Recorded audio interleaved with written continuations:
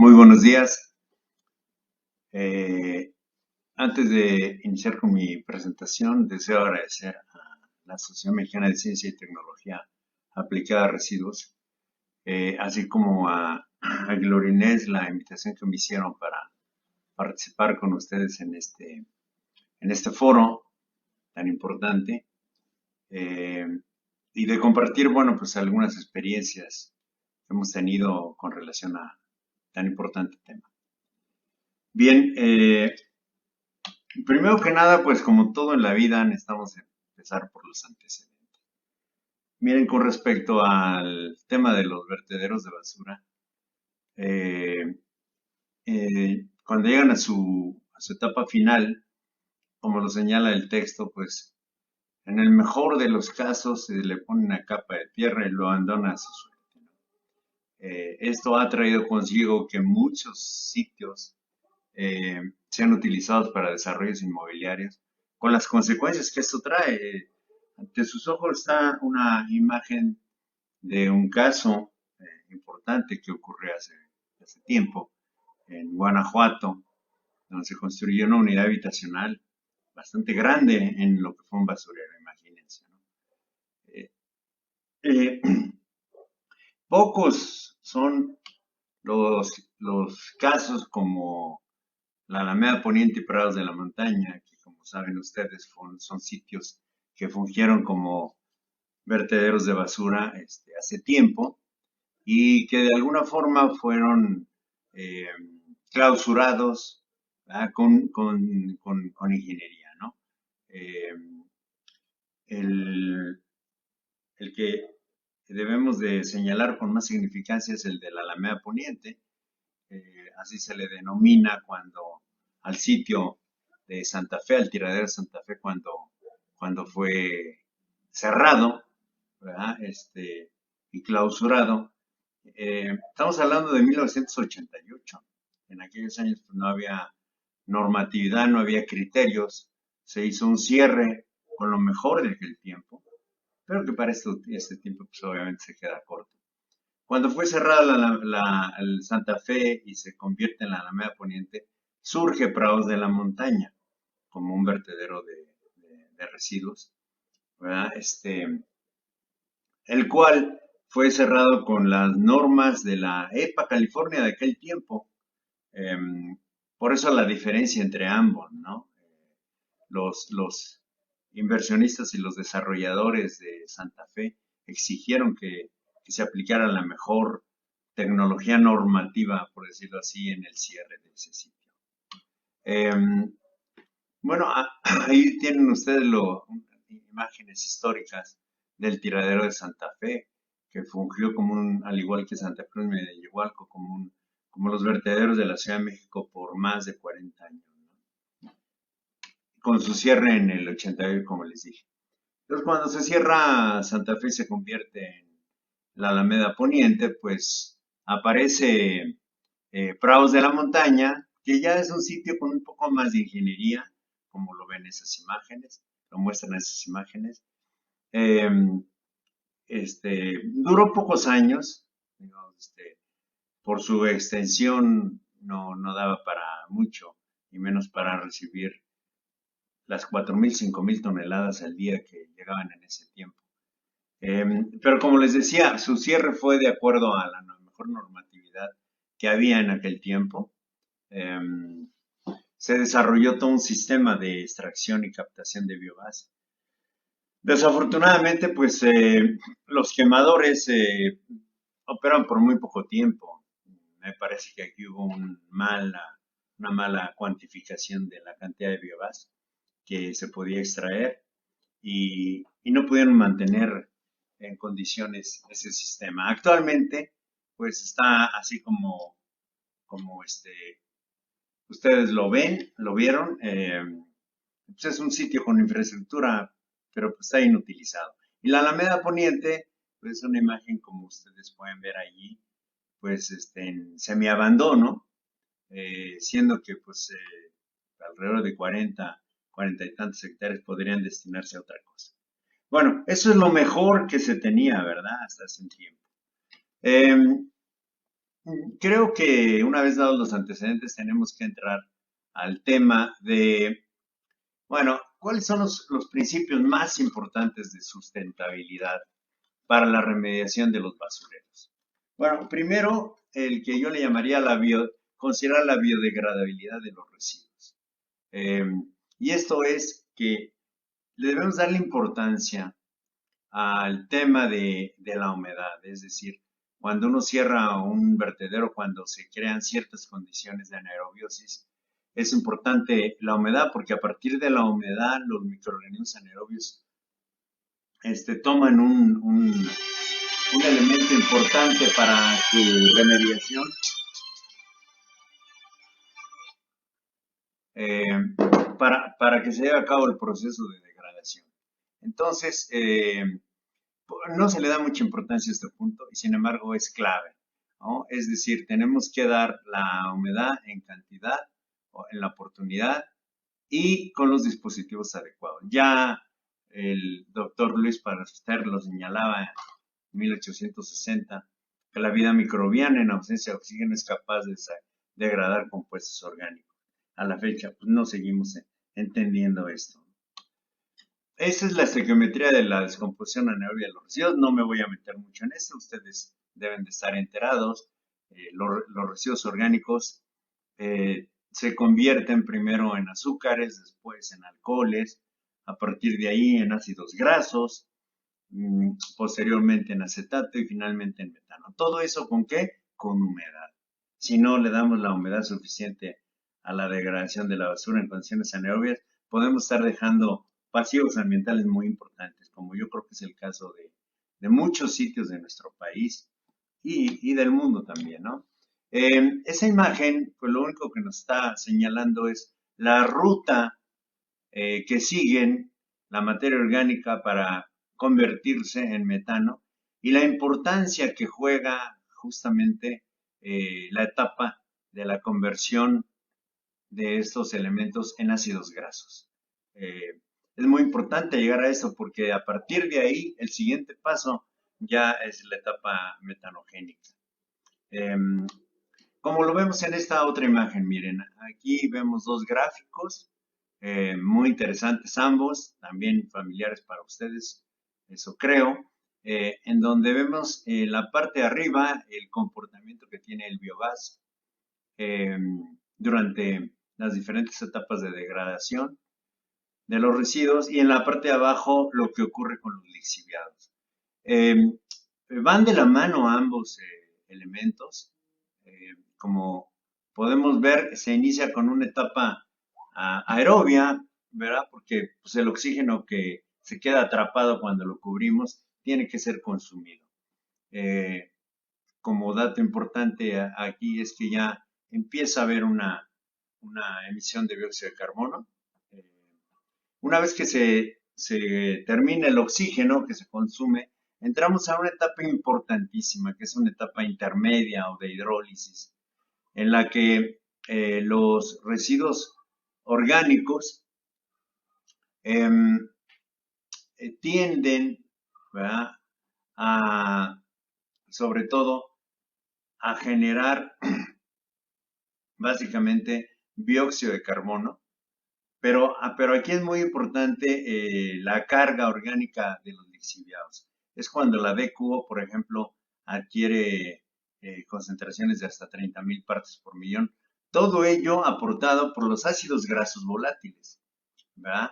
Que pues son compuestos de bajo peso molecular, por lo que si nosotros tomamos al lixiviado en esta etapa y lo reinfiltramos al relleno, que es un gran reactor, ¿verdad? Pues lo que va a pasar es que vamos a reducir esa carga orgánica, porque los ácidos grasos pueden ser justamente degradados al interior de la masa de residuos. Se caracteriza esta etapa por un pH bajo, esto hace que los metales pesados se solubilicen y obtengan una mayor movilidad. Y por lo tanto, cuando ustedes toman una muestra de lixiviados de un sitio cuando está en estas condiciones, es cuando tenemos mayor concentración de metales pesados. Aquí es donde tenemos que poner especial cuidado para dar la humedad en la oportunidad que se requiere para saltar rápidamente de esta etapa y entrar a la etapa metanogénica inestable, donde ya empieza a haber, se empieza a recuperar el pH y empieza a haber una generación no solamente de dióxido de carbono, sino de metano también. Y mantener las condiciones de humedad que requieran los residuos para de ahí seguir con la etapa metanogénica estable, donde ya las concentraciones de metano y dióxido de carbono van de la mano casi en el mismo porcentaje en volumen, no en peso, ¿verdad? En volumen. Eh, y como ustedes pueden ver, eso lo podemos nosotros lograr si llevamos a cabo un monitoreo tanto del biogás como de los lixiviados, porque a través del monitoreo de estos elementos nosotros vamos a ir viendo la evolución justamente de los residuos en su proceso de degradación al interior de un relleno sanitario. Es decir, el monitoreo va más allá de lo que mucha gente considera el simple formulismo de cumplir con una norma. Si nosotros queremos evolucionar en la parte de disposición final, este es un elemento clave que deben de tener los rellenos sanitarios. Muy bien. Aquí lo vemos, miren, por ejemplo, vean la concentración de los lixiviados jóvenes, ¿verdad? Cuando estamos, digamos, en la etapa intermedia, perdón, de hidrólisis, y luego en la etapa metanogénica, como el pH es bajo en la etapa ácida, cuando el lixiviado es joven, y cómo se incrementa ya en la etapa metanogénica. Las variaciones en las cargas orgánicas también son importantes y lo que les decía, las concentraciones de los metales. ¿Ok? Muy bien. Podemos concluir entonces que la humedad que se requiere para la degradación anaerobia de los residuos es fundamental y puede satisfacerse con los lixiviados, sin duda. ¿Ok? Pero no se trata, como en muchos lugares se hace, de andar regando los lixiviados por los caminos, en el frente de trabajo o descargarlos en los pozos de biogás. De ninguna manera. Nosotros tenemos que crear infraestructura específica para eso. Con esta práctica vamos a remover la carga orgánica presente en los lixiviados, como ya les decía, cuando hay prevalencia de los ácidos grasos volátiles. Vamos a aportar material celular para incrementar las tasas de población bacteriana, porque estamos dando las condiciones para ello. Por lo tanto, se van a incrementar las tasas de generación de metano y se va a acelerar la producción del biogás. Además, si queremos todavía, podemos hacer la recirculación de los lixiviados, pero activos, es decir, con un inóculo, ¿verdad? Que se lo podemos dar con la siembra de algún lodo, por ejemplo, con el rumen de los del ganado vacuno, o bien crearlo, como vamos a ver más adelante, con reactores anaerobios de flujo ascendente. Con eso, pues también, como ya decía, vamos a reducir los tiempos de degradación e incrementar las tasas de producción de biogás.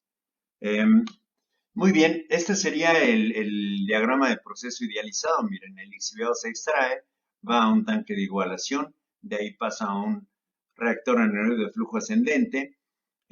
Allí, como en una planta de tratamiento, haríamos una purga de los lodos. Partes se recirculan al reactor, partes se mezclarían con el efluente del reactor y este líquido activo es el que reinfiltraríamos a las celdas de basura para acelerar los procesos de degradación. Esto tanto en un relleno en operación en activo como en un sitio ya cerrado para su restauración. Muy bien, otro punto importante, otro principio importante dentro de la concepción de la remediación de los tiraderos es saber ante quién estamos, ante un tiradero o ante un relleno sanitario. ¿Por qué razón? Bueno, porque tienen grandes diferencias. De entrada, pues un relleno sanitario por las condiciones de anaerobiosis, debemos de esperar una mayor emisión de contaminantes, hablando en este caso de biogás, solamente de biogás, no en el caso de lixiviados. Y esto tiene condiciones importantes como va a ser más adelante. Y asimismo, esta diferencia pues va a presentar durante las fases de operación y clausura, una mayor carga de contaminantes en el caso de los tiraderos, ¿verdad? Mucho mayor que en un relleno sanitario. Sin embargo, cuando termina la vida útil de un relleno y viene la etapa de posclausura, probablemente se baja la guardia, como se dice, en los sistemas de control, se conflictúan los diferentes sistemas que hayamos utilizado para contener los lixiviados, como las membranas, y es muy probable, ya establecido por varios investigadores en la materia, particularmente por el doctor Rafael Ocosú, el padre de los congresos de Sardinia, eh, que en este punto justamente el relleno sanitario puede aportar una mayor cantidad de contaminantes que un vertedero, porque el tiradero, de alguna manera fue reduciendo su carga con el tiempo, ¿no? Como lo vemos en esta imagen, ahí se ve claramente en la imagen superior pues que efectivamente, ¿no? La potencial emisión de contaminantes es más en un relleno sanitario que en un tiradero. Sin embargo, la carga de contaminantes sin control que se estuvieron emitiendo en la etapa de operación y en la fase de clausura, pues es mayor en un tiradero. Pero en la etapa de posclausura, por lo que ya comenté, un relleno sanitario puede aportar mayores cargas contaminantes que un tiradero, ¿verdad? Muy bien, otro principio fundamental para la remediación de los vertederos es considerar los diferentes tipos de remediación que pueden darse, ¿no? Que siendo pragmáticos, pues pueden ser esas que están señaladas en la imagen. La no acción, esto es válido solamente cuando el vertedero fue bien diseñado, bien operado y al término de su vida cuenta con un programa sustentable de mantenimiento y monitoreo ambiental. O bien en aquellos casos donde se acepte que la remediación natural, por ejemplo, atenuará las emisiones contaminantes hasta hacerlas prácticamente despreciables. Lo cual pues son casos sui generis muy raros, pero que los hay, ¿verdad? Eh, También tenemos las soluciones pasivas, que ahí básicamente es simplemente aislar el sitio, el vertedero, y dejarlo, ¿verdad?, a que de manera natural se lleven a cabo los procesos de su degradación. Esto lo único que va a generar es que estamos dejando pasivos para las próximas generaciones, como ya lo probó el Banco Mundial en aquel estudio que les comenté que se hizo en el año 2000. Eh, Donde encontraron sitios que después de 100 años, imagínense, seguían vivos justamente por la falta de humedad, por aplicar soluciones pasivas. Y las soluciones activas, que son todas las acciones que hay que hacer, ¿verdad?, para reducir las emisiones potenciales de contaminantes y promover los procesos de degradación de los residuos. De manera ilustrativa, lo que comenté lo vemos ahí. Para los tres casos que yo creo que podemos tener en nuestro país y en muchos, del contexto geológico de un vertedero. En el primero, en el encapsulamiento, estamos en un sitio donde tenemos eh, una barrera geológica natural, es decir, un sitio eh, geológicamente seguro que tiene una barrera que está impidiendo que los acuíferos sean contaminados. Eh, Bien, en este caso, pues simplemente se le pone una capa de tierra y se le pone un drenaje superficial y ahí se deja. Digamos que si es esta condición, no vamos a tener muchos problemas de contaminación por las condiciones naturales geológicas que ya mencioné. Pero, por ejemplo, podemos tener el caso B, que yo le llamo de drenaje externo. ¿Por qué? Bueno, pues porque aquí estamos ante una situación donde el acuífero es un acuífero libre que puede ser de alguna forma penetrado por los lixiviados y que por lo tanto la contaminación se dará una vez que los lixiviados avancen sobre la zona no saturada. De igual forma se le pone una capa de tierra, un drenaje superficial y listo, ¿verdad? Y a veces hasta se presume en los medios de comunicación, en, en los congresos, del supuesto saneamiento que se ha hecho. Y luego tenemos el peor de los casos, ¿no? El del drenaje interno, donde el acuífero está tan cerca del sitio, que en tiempos de lluvia, básicamente por la elevación del nivel freático, penetra a los cuerpos de basura, mezclándose con los lixiviados y generando una cantidad de lixiviados importante, ¿verdad? Pues que deben ser de alguna forma extraídos para su tratamiento, porque no hay de otra. La cantidad a veces es tan grande de lixiviados que empieza a derramar por al pie de los taludes y de ahí seguramente a escurrir hacia fuera del sitio con los problemas de contaminación del suelo y cuerpos superficiales que hay. Bueno, las soluciones activas a los mismos casos, pues ahí se ven. Básicamente es la extracción de los lixiviados y su recirculación. Y en el caso del drenaje externo, mantener también un abatimiento en el nivel freático para que el acuífero jamás toque al sitio de disposición final y se pueda generar lo que ya mencionaba en el caso C, que en este caso para una solución activa implicaría la extracción de los lixiviados mezclados para el tratamiento, pero también la reinfiltración porque las capas superiores van a requerir humedad para degradarse. Y la extracción de los lixiviados, por lo menos el tirante, porque definitivamente los lixiviados por los compuestos que tienen son más densos que el agua del acuífero, entonces pueden extraer justamente hasta que dejemos el nivel freático como parte de esta situación y después vendría una etapa donde tendríamos que mantener un achique permanente para evitar que se siga contaminando el acuífero. Bueno, muy bien. Eh, Como conclusión podemos decir que el segmento de la clausura, saneamiento y remediación, pues parece ser que a nadie le importa. Es muy fácil dejar el tiradero y buscar otro sitio para seguir con las prácticas indebidas que en muchos lugares de nuestro país se siguen dando. Eh, por lo regular, sin ningún análisis previo, se opta por la no acción, es decir, no hacer nada, abandonarlo, o aplicar soluciones pasivas en el mejor de los casos, ¿verdad? Pero creo que es momento de reflexionar y de considerar lo importante que ambientalmente y socialmente significa la remediación de un vertedero de basura. Y optar por su intervención y rescate, ¿para qué? Bueno, a mí me parece que para tres cosas.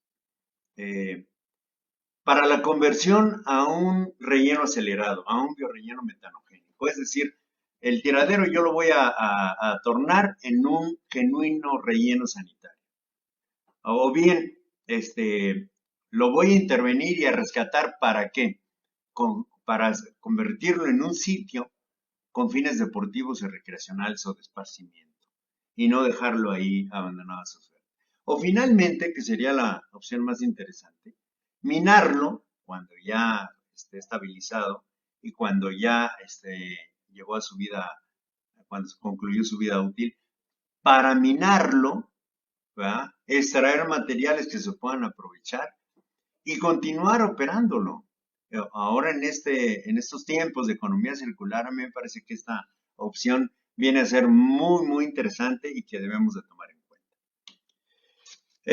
Y además, aplicando este concepto en la gráfica que les mostré, sería prácticamente intervenirlo antes de que entre la etapa de posclausura para de ahí aprovecharlo, para convertirlo en un relleno, aprovecharlo para hacer infraestructura recreacional o minarlo y seguirlo utilizando. Muy bien.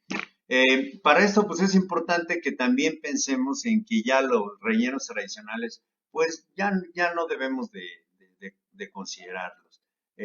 Miren, los rellenos tradicionales estuvieron bien hace 20, 25 años, pero en la actualidad tenemos que apostarle a los rellenos acelerados. No hay de otra. A mí me parece que esto lo que nos va a ayudar es a a que se estabilice en mucho menos tiempo y por lo tanto podamos entrar a su minado también en menos tiempo. ¿Ok? Muy bien. Eh, Aquí quiero detenerme un poquito antes de entrar al tema de los trabajos de ingeniería previos. Bueno, yo creo que aquí es muy importante que asociaciones como las de ustedes se se vinculen más con sitios, con la realidad de nuestro país, que de alguna forma, por ejemplo, cada universidad apadrine un vertedero para empezar a desarrollar estos, a mí me parece, estas nuevas rutas hacia la sustentabilidad. Mientras sigamos con una vinculación, vamos a llamarle, este, digamos, relativa entre la academia, donde hay una masa crítica muy importante, y los ayuntamientos, creo yo que vamos a seguir padeciendo los graves problemas que ahora tenemos con respecto al- a los vertederos de basura. Bien, pues una vez que tenemos que hemos considerado los principios importantes de la bioremediación, también debemos de tomar en cuenta lo que serían los trabajos de ingeniería previos. Ojo, no estoy hablando del proyecto de ingeniería, no, simplemente los trabajos que tenemos que hacer para decidir qué hacer con el vertedero. Primero que nada, la modelación geofísica del vertedero, que no es otra cosa más que una radiografía de lo que hay allí, ¿ok? Luego, la parametrización geotécnica del sitio, que es la aplicación de los conceptos de la mecánica de suelos, pero a los residuos. Algo así como la mecánica, ¿verdad? Geotécnica de los residuos.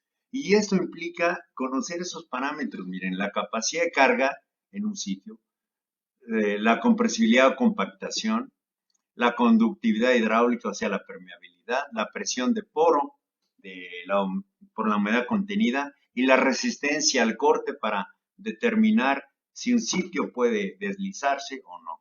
Bueno, no hay más que utilizar esos principios de la geotecnia y aplicarlos acá. ¿Qué necesitamos? Miren, necesitamos sobre todo dispositivos distintos. Los dispositivos de la mecánica de suelo son micro, es imposible aplicar esos dispositivos a los residuos. Necesitamos empezar a crear los dispositivos adecuados. Ya en diferentes países se están haciendo. Eh, yo he hecho ya algunas cosas al respecto, particularmente tomar muestras de 180 metros cúbicos y hacer pruebas de resistencia al corte para conocer pues el ángulo de fricción interna y la cohesión que me van a permitir determinar el ángulo de inclinación que puedo tener en un sitio para que no se deslice. Bueno, luego viene la caracterización de los residuos confinados. Esto pues es clave. Si uno no tiene esta información, pues poco vamos a poder hacer para su restauración. En particular, además de lo que ya sabemos del chón y la humedad y las cenizas, es importante mediante pruebas de medición del consumo de oxígeno, que se conocen como pruebas de respiración, y pruebas de fermentación, conocer primero cuánto qué porcentaje de la materia orgánica confinada no se ha degradado y cuánto de biogás me puede generar. Eso va a ser muy importante para poder este, saber qué hacer con el sitio. Todo esto con muestras obtenidas con aire como fluido de perforación, no con agua, porque el agua nos va a cambiar las condiciones e incluso las mismas condiciones del lixiviado lo puede alterar y cuando determinen sus parámetros, que es el siguiente punto, pues ya no van a ser representativos. Al menos debemos de medir los parámetros que ahí se señalan en los lixiviados, ¿verdad? La norma oficial mexicana 083 está alineada en esto. Le faltan algunos parámetros, pero señala los más importantes: metales pesados, DBO, DQO, COT, por ejemplo. Bueno, también debe haber el muestreo y la composición del gas, pero a diferentes profundidades. Esto es muy importante para saber, no nada más las condiciones del biogás en cuanto a su porcentaje de metano, sino para saber también la presión a la que se encuentra. Y algo clave, los estudios de productividad de biogás que me van a decir cuánto puedo obtener de biogás y si lo puedo aprovechar. Muy bien, aquí les estoy presentando una imagen resumida de estos 4 puntos. Lo que ustedes ven ahí son unas imágenes, pues para mí muy interesantes, porque en la imagen de abajo del lado izquierdo son cortes, son secciones a profundidad, y en las imágenes de la derecha son planos a diferentes profundidades. Y lo que me dice es lo siguiente: los colores más fuertes eh, son sitios o lugares donde tengo mayor resistividad, es decir, donde es muy probable que haya acumulación de biogás. Y los colores tenues, más bajos, es donde la resistividad es menor y por lo tanto donde puede haber una mayor conductancia y por tanto una acumulación de lixiviados. Entonces, con esto yo puedo orientar en dónde poner mis pozos de biogás, en dónde poner mis pozos para extracción de lixiviados. Si yo no hago una radiografía del sitio, es como una radiografía que nos hacen en nuestro cuerpo, pues estoy a ciegas. ¿Dónde voy a hacer los pozos? Donde se me ocurra o donde se le ocurra a alguien, o hago una retícula y en cada cruce de línea. No, a mí me parece que tenemos que hacer uso de esta tecnología. Muy bien. Luego, lo que sería la parametrización geotécnica del sitio y la caracterización de los residuos confinados. Implica pues tomar una serie de muestras como ahí se ve, llevarlas al laboratorio y determinar los parámetros que ya les mencioné anteriormente con los dispositivos adecuados. Luego tenemos el muestreo y análisis de los impactantes ambientales, ¿verdad? Básicamente biogás y lixiviados, para conocer su composición, sus características y a partir de aquí empezar a ver hacia dónde va a ir la línea de la remediación del sitio. Y finalmente los estudios de productividad de biogás, que son estudios fundamentales, o sea, por lo menos se tienen que hacer por un lapso de 30 días, y a partir de los cuales yo voy a obtener primero la composición del gas, porcentaje de metano, que es muy importante, el flujo en metros cúbicos por hora, ¿verdad? Y algo que es fundamental, la presión a la cual voy a tener un flujo de biogás con un porcentaje de metano que me permita su aprovechamiento. Porque si yo aplico una presión muy grande, muy fuerte, es probable que disminuya el porcentaje de metano y que esté metiendo oxígeno. Entonces esta parte es importante y solamente con pruebas de este tipo se puede hacer. Muy bien. Ok. Entro a la parte final de esta presentación, luego viene otra relacionada con lo que es ya un caso real donde se aplicaron todos los principios y las recomendaciones que les estoy señalando, y que es algunas prácticas de ingeniería sustentable sencillas que podemos hacer en los vertederos. Uno piensa que la remediación de un vertedero implica grandes inversiones, grandes gastos. Pues no es así.